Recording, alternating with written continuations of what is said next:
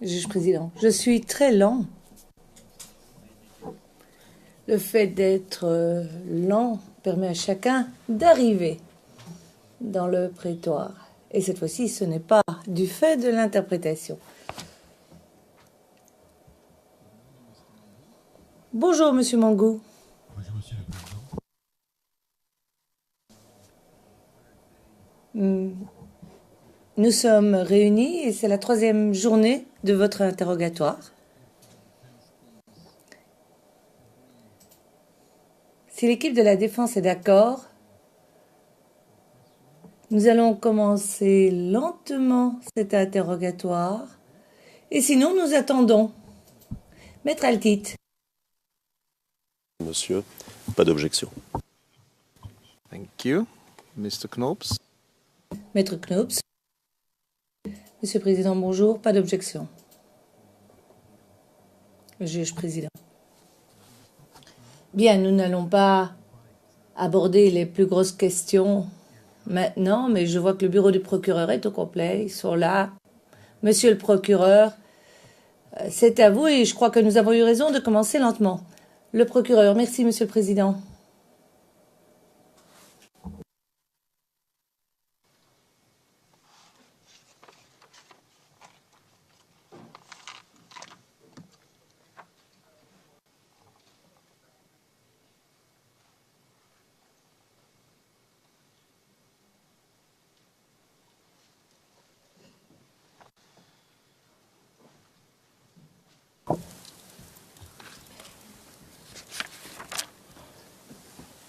Bonjour, Monsieur Mangou. Bonjour, Monsieur le procureur. Nous allons poursuivre ou revenir là où nous étions lorsqu'on a connu des problèmes techniques qui, si je comprends bien, ont été résolus.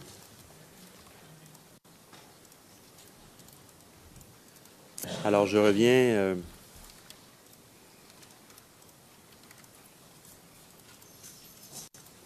au communiqué. Alors, je vous ai montré celui du 11 mars, hier. Vous avez donné votre réponse. Et là, j'allais vous présenter celui du 18 février. Et je répète, pour les fins de l'enregistrement, pour qu'on se situe. Donc, pièce de l'accusation 0074 0079 à l'onglet 465. Nous allons présenter cette vidéo ou cet extrait de la minute 25:36 à 28:30. Le transcrit correspondant se trouve à l'onglet 530 et c'est le 0087 0644. Et pour ce qui est du transcrit, si je ne m'abuse, c'est uniquement cela. Je vais juste confirmer les lignes.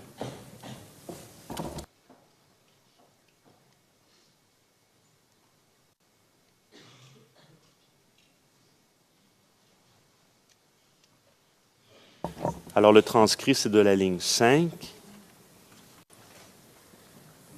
jusqu'à la ligne 39.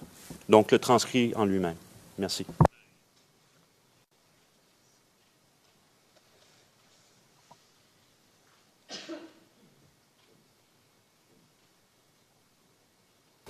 Evidence Channel 2. Nous recevons à présent les forces de défense et de sécurité en la personne du porte-parole, le colonel-major Gourou Babri Hilaire. Bonsoir, mon colonel. Nous vous écoutons. Décret numéro 2011-59 du 18 février 2011 portant institution d'un couvre-feu sur toute l'étendue du territoire national. Le président de la République, vu la Constitution, vu la loi numéro 60-209 du 27 juillet 1960 portant création des forces armées nationales, vu la loi numéro 61-209 du 10 juin 1961 portant organisation de la défense et des forces armées nationales, vu le décret numéro 67-332 du 1er août 1967 relatif à la participation des forces armées au maintien de l'ordre, vu le décret numéro 2010-42 du 25 mars 2010 portant attribution des membres du gouvernement, vu le décret numéro 2010-309 du 5 décembre 2010 portant nomination du Premier ministre, vu le décret numéro 2010-312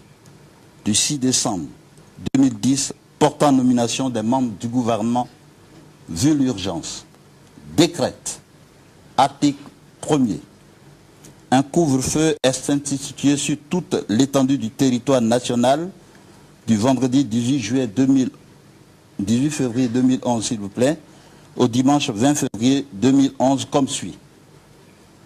Vendredi 18 février 2011, de 22h à 6h00. Samedi 9 février 2011, 19 février 2011, de 21h à 6h. Dimanche 20 février 2011, de 21h à 6h. Article 2. Toutes dispositions antérieures contraires à celles du présent décret sont abrogées. Article 3. Le ministre de l'Intérieur et le ministre de la Défense et du Service civique sont chargés, chacun à ce qui le concerne, de l'exécution du présent décret qui sera publié selon la procédure d'urgence, ainsi qu'au journal officiel de la République de Côte d'Ivoire, fait à Abidjan le 18 février 2011, Laurent Gbagbo. Merci, mon colonel.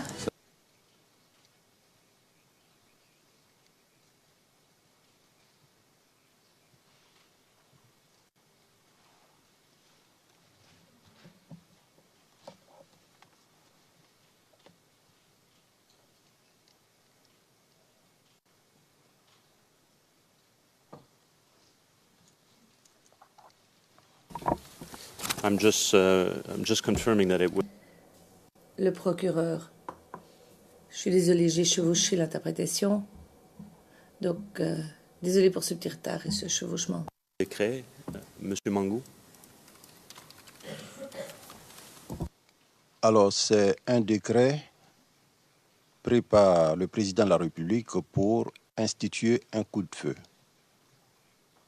Le décret de couvre-feu n'est rien d'autre qu'une interdiction qui est faite à la population de sortir à un moment de la journée, généralement de nuit, pour permettre aux forces de défense et de sécurité de mieux faire la sécurisation de la zone concernée.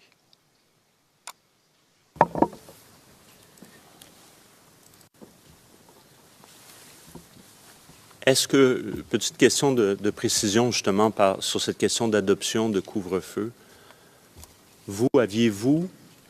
c'est-à-dire vous-même, avez-vous pris quelques couvre-feux de votre propre initiative durant la crise post-électorale? Non, je n'ai pas ce droit. Je ne peux que proposer au président de la République un couvre-feu.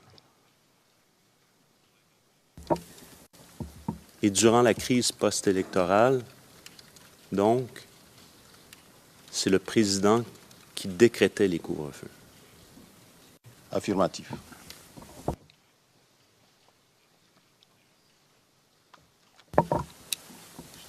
Et simplement pour noter, à la lecture des lois dans le préambule, on fait référence évidemment au décret de 1967 relatif à la participation des forces armées au maintien de l'ordre. Mais ce préambule, on remarque qu'il n'est fait référence à aucun décret réquisitionnant les forces de l'ordre le 5 janvier, ou encore moins le décret du 14 novembre 2010. C'est bien ça, Monsieur le procureur.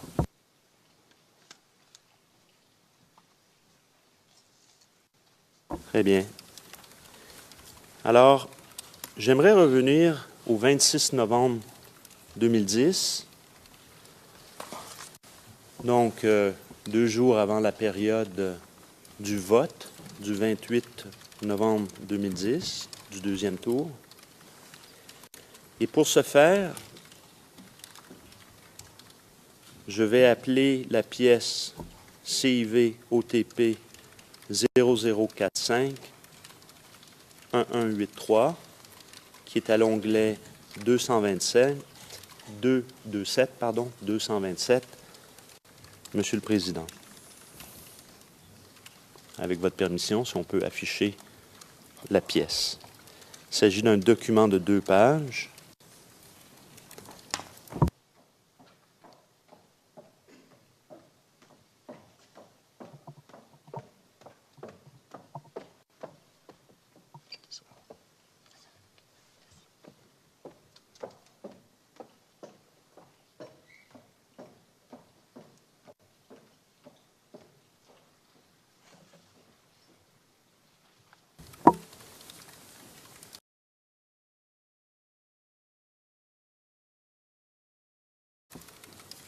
Vous reconnaissez ce document, Monsieur Mangou?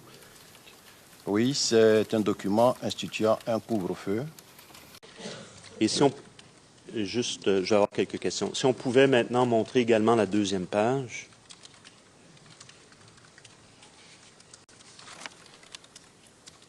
Donc, c'est un document du 26 novembre 2010. Ça indique qu'il y aura un couvre-feu du samedi 27 novembre 2010 jusqu'au mercredi 1er décembre 2010, en soirée. Si on revient à la première page, avec votre permission, Monsieur le Président. Très bien, si on pouvait laisser la page en entier comme ça. Alors, on voit... Je vais juste régler la question du préambule. Donc, on peut tous voir qu'il y a référence à ce décret de 1967. Et également, on fait référence au décret du 2010-306 du 14 novembre portant réquisition des Forces armées nationales de Côte d'Ivoire, FANCI. On fait également référence au 16 mars 2007 portant création du Centre de commandement intégré, CCI, juste au-dessus. Alors, ma question est la suivante, Monsieur Mangou. Quand et qui a annoncé qu'il y était pour avoir un tel décret? Pardon, je n'ai pas bien compris. Quand a-t-il été question qu'un décret était pour être émis en date du 26 novembre? C'est quand la première fois que vous en avez pris connaissance ou vous l'avez appris qu'il y était pour avoir un tel décret? Comme je l'ai souligné précédemment, en fait, c'est l'autorité militaire qui, au vu de la situation qui prévaut, propose au président de la République la prise de décréter un couvre-feu. Donc, ce couvre-feu du 26 novembre, nous l'avons proposé parce qu'il y a eu déjà un fait antérieur qui a créé pas mal de blessés. En effet, le 19 novembre 2011, un groupe de jeunes proches du FPI s'est rendu au QG du RHDP et a saccagé ce QG. Il s'en est suivi une bagarre de rue qui a fait près de 20 blessés. Donc, la période électorale s'approchant, les préparatifs de la période électorale s'approchant, nous avons donc proposé au président de la République qu'on prenne un décret pour permettre à ceux qui sont en train de mettre sur pied le matériel, que qu'une fois le matériel disposé, de nuit, les gens n'aillent pas saboter ce matériel. Donc c'est au vu du premier incident que nous avons proposé au président qu'on prenne un décret le 26 pour permettre à ceux qui sont commis à l'organisation de l'élection de se préparer sereinement pour que le lendemain on puisse trouver le matériel sur place pour le vote. Quand avez-vous fait cette recommandation au président? Alors généralement, nous faisons la recommandation soit 2 ou 3 jours avant pour permettre au secrétariat du président de taper le décret, de l'apprêter et puis voilà, de le signer et de le divulguer.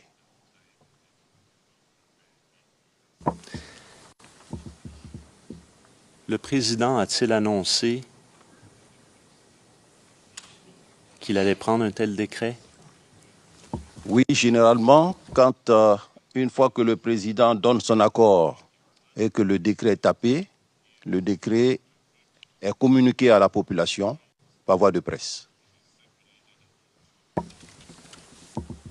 Vous rappelez-vous le débat des chefs que vous avez suivi depuis votre résidence? Du 25 novembre 2010?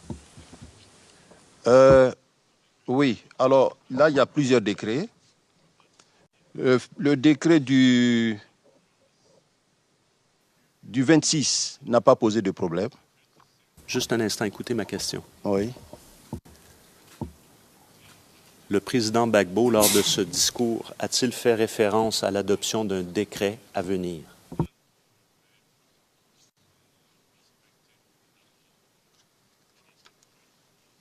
Non, il ne pouvait pas faire...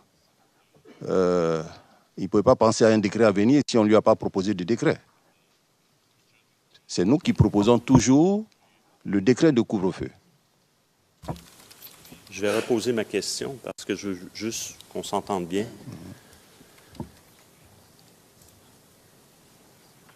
Lors du débat des chefs, donc, entre M. Gbagbo et M. Ouattara, c'est bien. Lors de ce débat-là, le président Gbagbo, est-ce qu'il a fait mention qu'il était pour adopter un décret, un couvre-feu? Justement, vous m'avez coupé parce que c'est bien à cela que je voulais en venir. Voilà. Parce qu'il y a plusieurs décrets, il y a plusieurs jours qui sont concernés. Donc c'est à cela que je voulais en venir. Pour vous dire que le décret du 26 novembre était donc consécutif au premier incident que j'ai signalé le 19 novembre. C'est ça qui a mené à la prise du décret. Donc le 26, il n'y a pas eu de problème. Par contre, le décret du 27 novembre, qui lui se situe à la veille du deuxième tour des élections, a posé problème.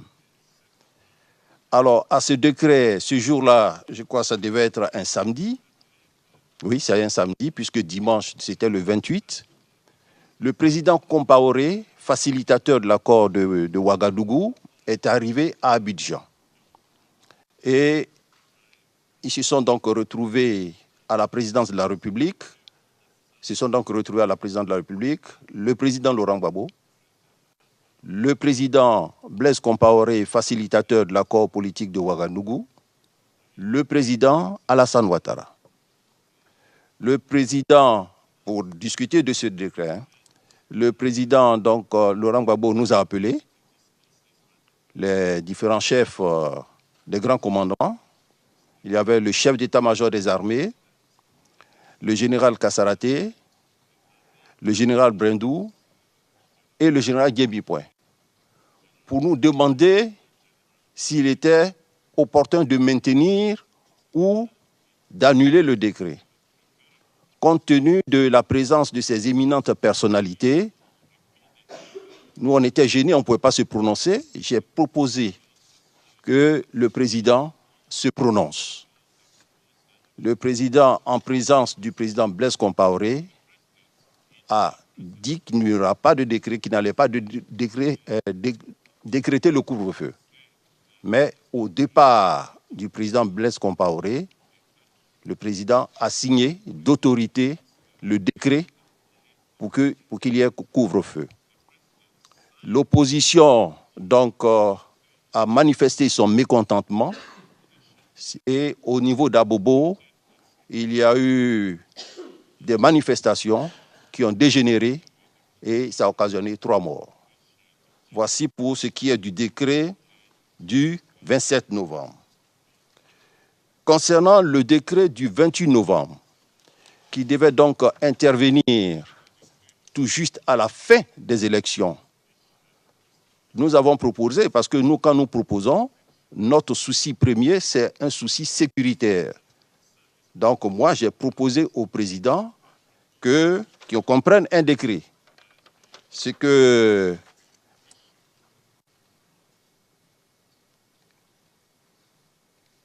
je peux continuer?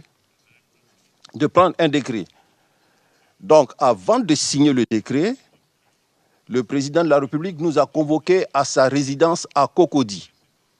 Mais cette fois-ci, avec le Premier ministre Soro. Et quand il a posé la question de savoir s'il fallait signer ce décret ou pas, le premier à prendre la parole a été le Premier ministre Soro, qui a dit que, président, bon, les élections viennent d'avoir lieu, c'est le moment de collecter les résultats, donc ramassage des urnes pour collecter les résultats. Les gens ne verraient pas d'un bon œil ce décret. Ils vont penser que nous sommes en train de faire le bourrage d'urnes et autres. Donc, Monsieur le Président, je vous propose de renoncer à ce décret. À la suite du Premier ministre, j'ai pris la parole pour dire, Monsieur le Président, c'est vrai que nous vous avons proposé, je vous ai proposé de prendre un décret pour des raisons sécuritaires, mais compte tenu de ce que vient de dire Monsieur le Premier ministre, je suis d'avis avec lui, cela pourrait prêter à interprétation, donc il serait souhaitable que le décret ne soit pas pris. Mais là, le président aussi a signé le décret d'autorité. Voilà donc ce que je peux dire concernant le décret du 27 et du 28 novembre. Alors, on va tenter de clarifier tout ça pour la Chambre. Alors,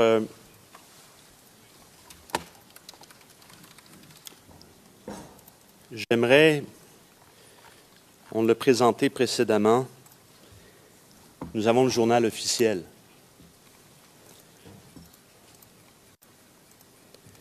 Et j'appellerai la pièce CIV OTP 0018 0047 et je vais vous peut-être en montrer une, et c'est à l'onglet 86, c'est déjà soumis au dossier, on l'a vu précédemment.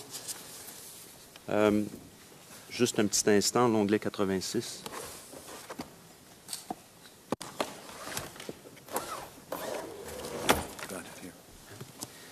Nous en avons une copie pour le huissier audiencier parce qu'il fait plusieurs pages.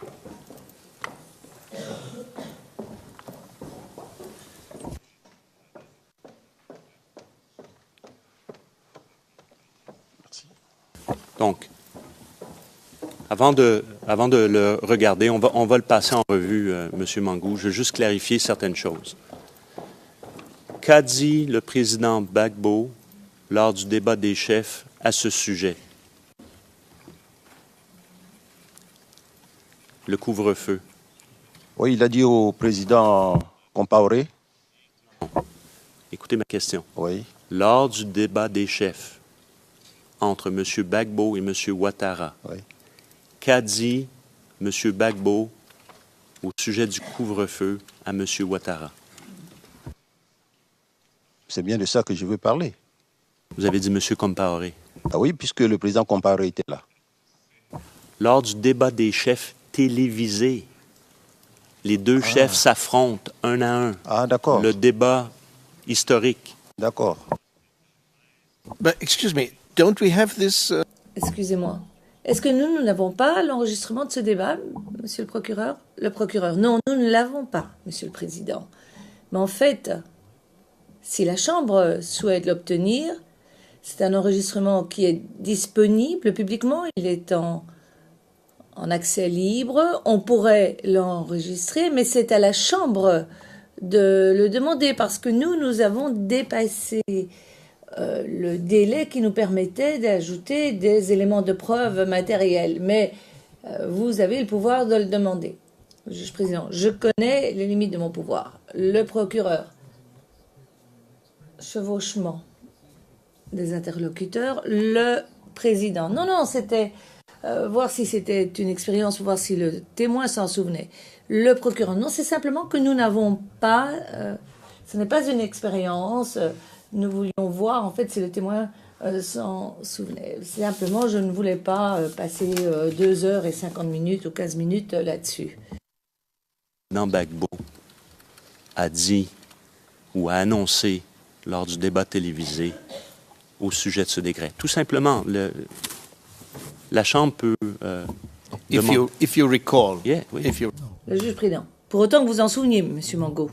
Président, je n'ai pas fait attention à cette partie. Nous, ce qui nous intéressait dans ce programme, dans ce débat des chefs, c'était plutôt le programme de chaque candidat.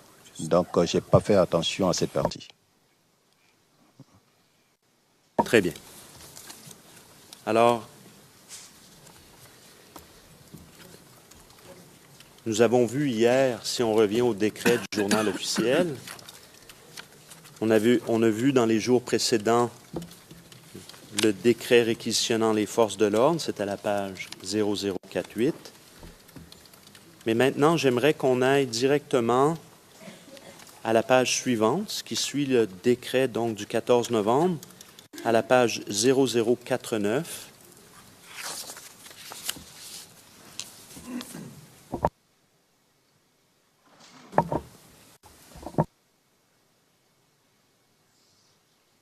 La colonne de gauche, lorsqu'on voit le décret numéro 10-307,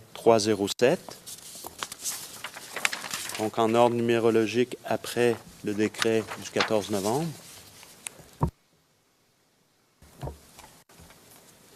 vous avez la copie papier devant vous, M. Mangou, si vous regardez la 3e page du document. Alors, on dénote un couvre-feu.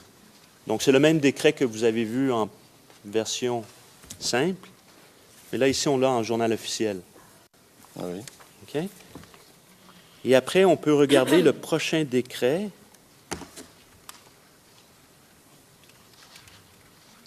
Le 308 du 1er décembre 2010 portant prorogation du couvre-feu. Donc, c'est la colonne de droite.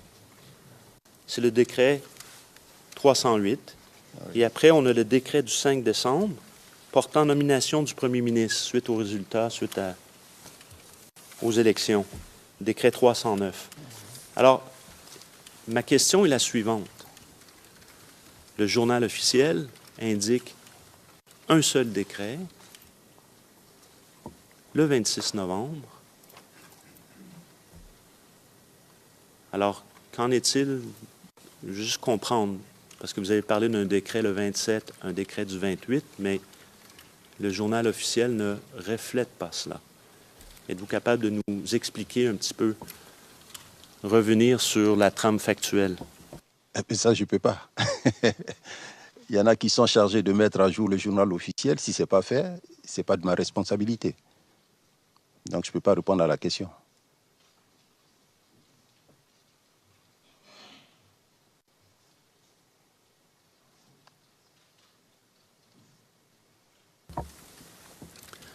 Donc, pour qu'on comprenne bien votre témoignage, il y a un décret qui a été adopté aussi le 27 et un autre le 28. Oui.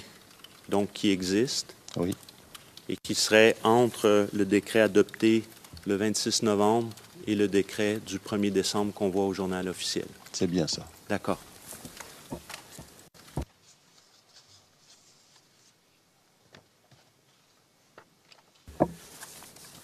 Pour la journée du vote en question, outre l'incident qu'il y a eu lieu entre des jeunes le 19 novembre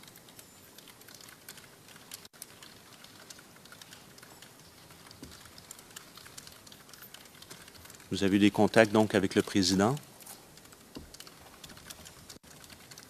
Y avait-il raison qu'il y ait un couvre-feu d'adopter d'un point de vue sécuritaire à ce moment-là pour la tenue du vote le 28, selon votre évaluation de la situation sur le terrain à ce moment-là?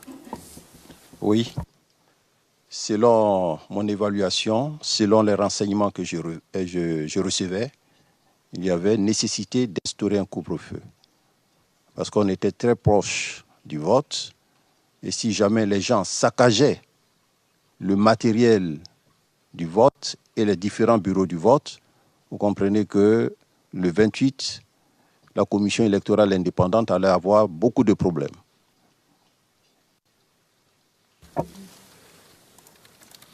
Pourquoi donc avoir plus tard, si je reprends ce que vous avez dit plus tôt ce matin, lors de la rencontre avec le Premier ministre et le Président, d'avoir à ce moment-là de revenir et dire qu'il n'y a pas nécessité d'un couvre-feu?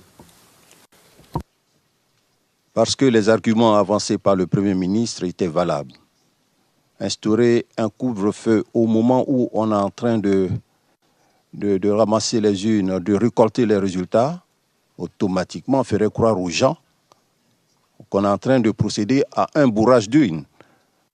Parce que les conditions du couvre-feu, c'est que la population ne sort pas. Et là, le couvre-feu autorisait uniquement ceux qui travaillaient dans le cadre du vote. Donc, ça pourrait laisser penser que le pouvoir était en train de gonfler les urnes, de mettre de faux résultats. Donc, voilà. J'ai suivi le Premier ministre parce que son argumentaire était valable.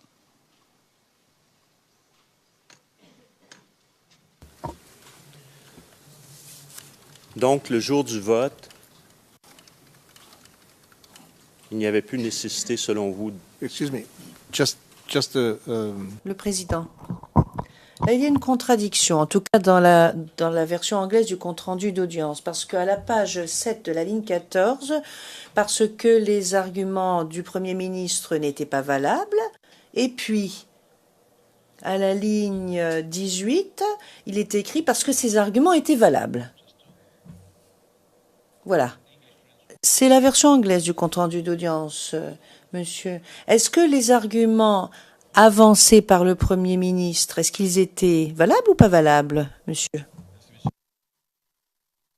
Avancés par le Premier ministre étaient valables. OK. So we have to... Le président, d'accord. Merci. Donc il va falloir corriger la ligne 8. Et maintenant, oui, c'est beaucoup plus compréhensible, effectivement. Monsieur McDonald, c'est à vous. Monsieur McDonald, merci, monsieur le président.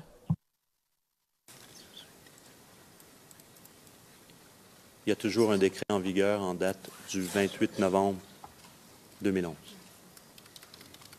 C'est bien cela? C'est bien cela, puisque le décret a été signé d'autorité par le président Laurent Gbagbo.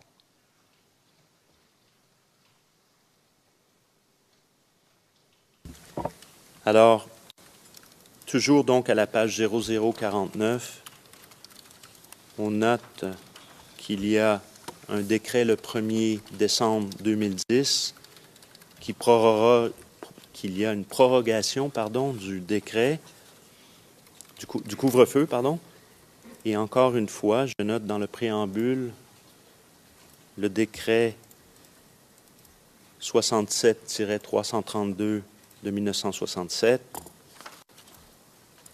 et également celui du 16 mars 2007 portant création de la CCI et réquisitionnant les forces de l'ordre, FANCI, du 14 novembre 2010. Je veux vous montrer une vidéo. Et cette vidéo date du 6 décembre. Il s'agit de la pièce vidéo 00480493. Excusez-moi, j'ai le mauvais... Excusez-moi, je reprends. La vidéo est le 0075-0061. C'est à l'onglet 481. Nous allons présenter les minutes 9:22 à 12:41. Le transcrit se trouve à l'onglet 536. Il s'agit de la pièce 0087-0828.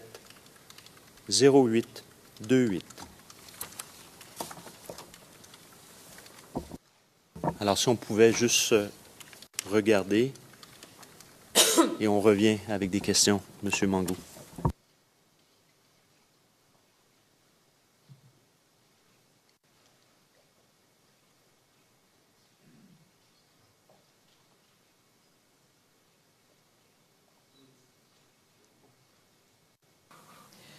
Décret numéro 2010-310 du 6 décembre 2010 instituant un couvre-feu.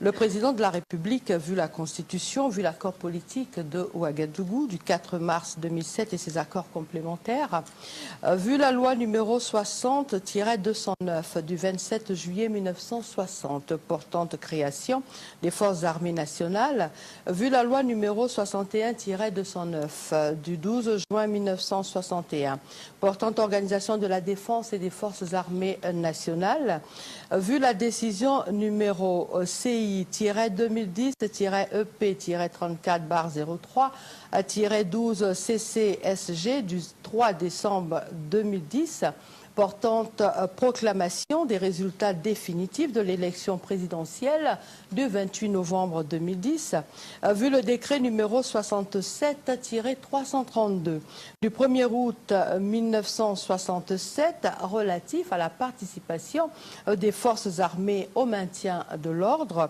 vu le décret numéro 2007-82 du 16 mars 2007 portant création du centre de commandement intégré CCI, vu le décret numéro 2010-32 du 4 mars 2010 portant nomination des membres du gouvernement, modifiant et complétant le décret numéro 2010-28 du 23 février 2010, vu le décret numéro 2010-42 du 25 mars 2010 portant attribution des membres du gouvernement, vu le décret numéro 2010-306 du 14 novembre 2010 portant réquisition des forces armées nationales de Côte d'Ivoire FANCI, vu le décret numéro 2010-308 du 1er décembre 2010 portant prorogation du couvre-feu, vu l'urgence décret.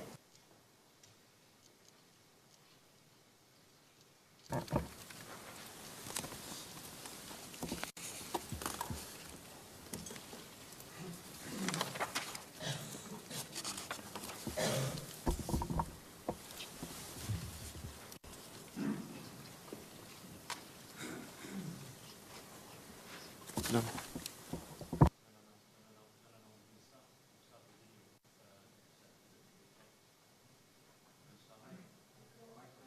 Sorry, we can stop the translation. Thank you. It's okay because... Monsieur McDonald, oui. Vous vous êtes interrompu un peu plus tôt que prévu. Nous nous étions interrompus à décret. Enfin, la vidéo s'est interrompue. Nous avons le décret à proprement parler, Monsieur le Président. Donc, moi, je voudrais m'en tenir au préambule. Je ne voulais pas montrer toute la vidéo. Donc, je voulais m'arrêter ici au préambule parce que c'est ce qui est important pour l'accusation et pour, je dirais, à l'intention de la Chambre, que le décret fait l'objet de la pièce CIVOTP 0048 0493, page 0495.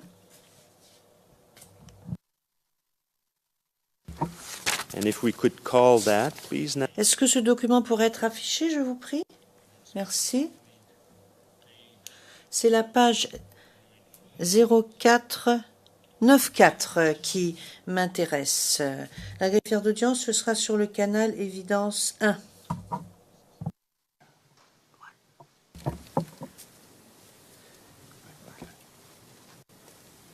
Donc, Monsieur Mangou, reconnaissez-vous ce type de document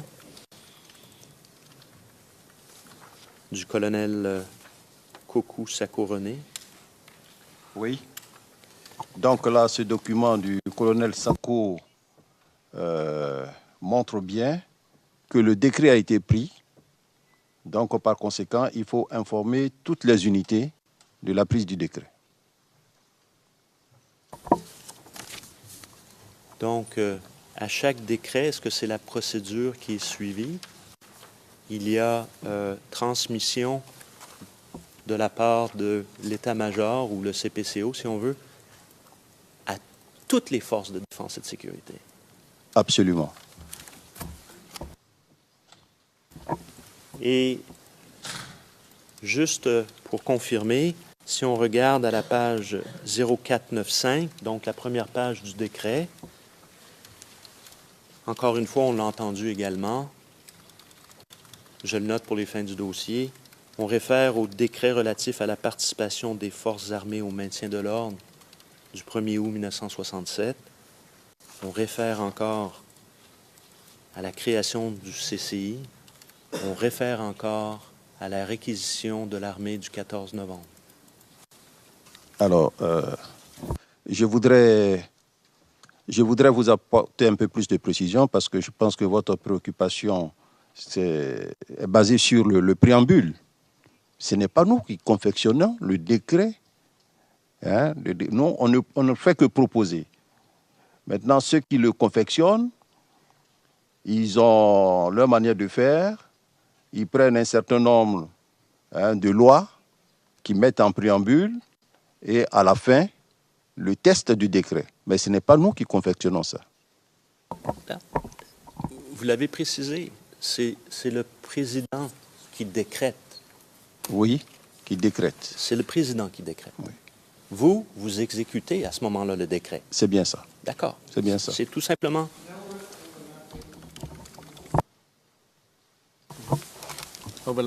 Le président, il y a superposition des voix. Tout le monde parle en même temps. Maître Hendry. Monsieur le Président, le procureur a sa réponse à lui-même parce que j'avais voulu faire une objection à ce niveau.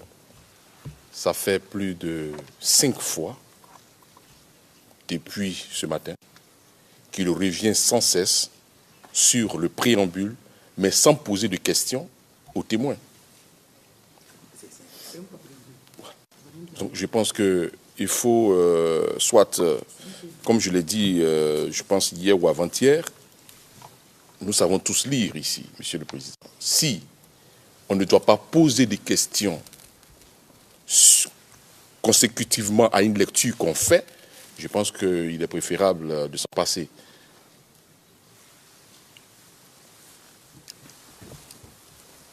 Le président, monsieur le procureur.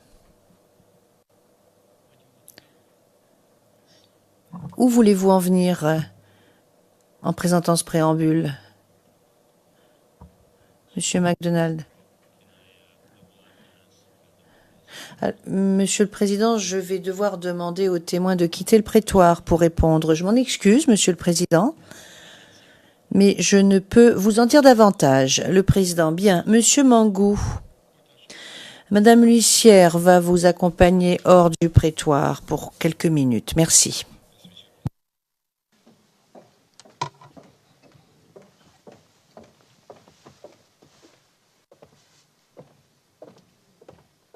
And I will go further. Monsieur MacDonald, et je vais aller un peu plus loin même, Monsieur le Président. Je voudrais passer à huis clos partiel pour vous apporter ma réponse. Le Président, bien, nous allons passer à huis clos partiel.